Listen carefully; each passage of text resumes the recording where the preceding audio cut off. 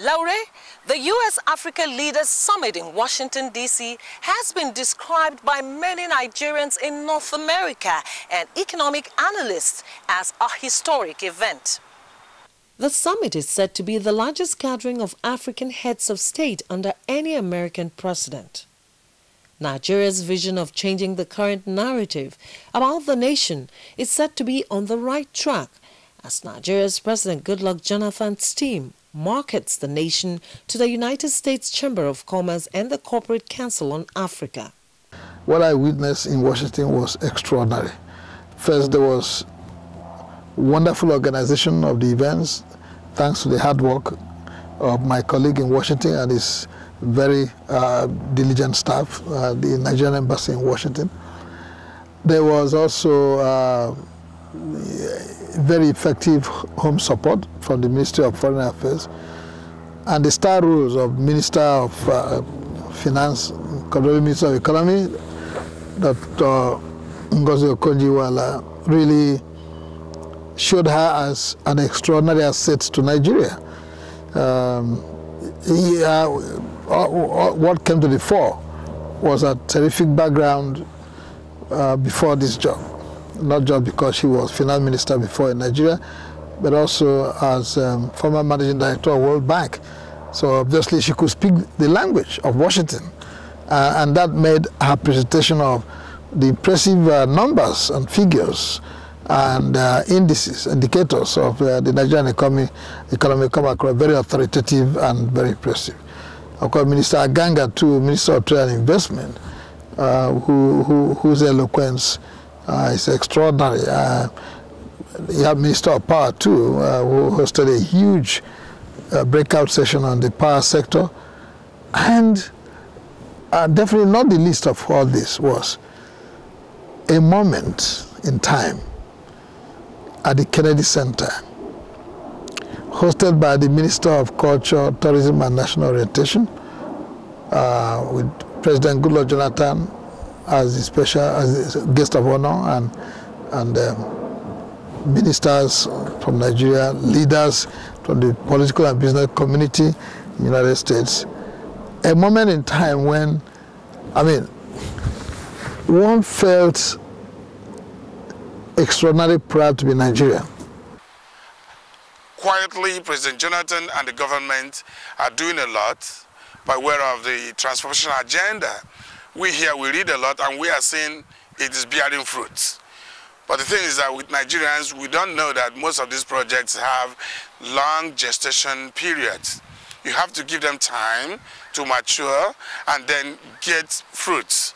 So I'm sure in the next 1 year, 2 years, that Nigerians will never believe the kind of Nigeria we'll be having. What I find recently is that, the Nigerian government have been going out to actually communicate their, projects to the, the people in diaspora and to investors in the diaspora, so that now everybody understands their needs and how to assist them. I was so excited when I listened to President Goodluck Jonathan during the summit, calling on the international community to help fight the issue of terrorism and especially the Ebola virus. With far-reaching reforms in the cognate sectors of the economy and the attraction of over $68 billion in investment to the African continent recently, the president said Nigeria will continue to implement its policies to make the nation extremely attractive. Government performance have not been matched with the telling of the story of precisely that performance. So much has been achieved that are far, far more than what even many people in government seem to know about. One likes to see the story in Washington broken down in its many ramifications with the impressive numbers which nobody can argue with. Numbers that shows Nigeria to still be one of the fastest growing economies in the world. Right now, the leading economy in Africa, and currently the 26th economy in the world. And all that with 4,000 megawatts of electricity. The indications are clear that when the big reforms which have been put into the power sector begin to yield outcomes, and they will, because all the right things have been done. It just requires a gestation period. We will move into double-digit growth rate. As far as I do know, Okonjo-Iweala is doing well. She had done well, and I know that she will continue doing well. Look at the Minister of Agric. Look at the Minister of Industries. Those are people that are giving us the edge we need. And I tell you, in the next 4 years, Nigeria will be the place to go to. Canadian investors corroborate the president's opinion as they rank Nigeria as #1 on their scale of preference for investment in Africa. Because Nigeria is so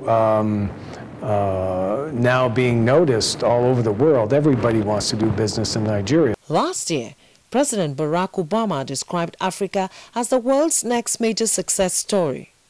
Given this scenario, African leaders at the summit requested that key agenda items such as security and the rising violence of terrorism and health be given serious consideration. To the new Africa, the Africa that is rising and so full of promise, and to our shared task to keep on working for the peace and prosperity and justice that all our people seek and that all our people so richly deserve. Cheers. Well, the summit is over and African leaders have all gone back to their respective countries. But economic watchers are saying they expect African leaders to follow up and ensure that there is total transformation on the continent, especially at a time when foreign investors see Nigeria as the last destination for investment. Laurie?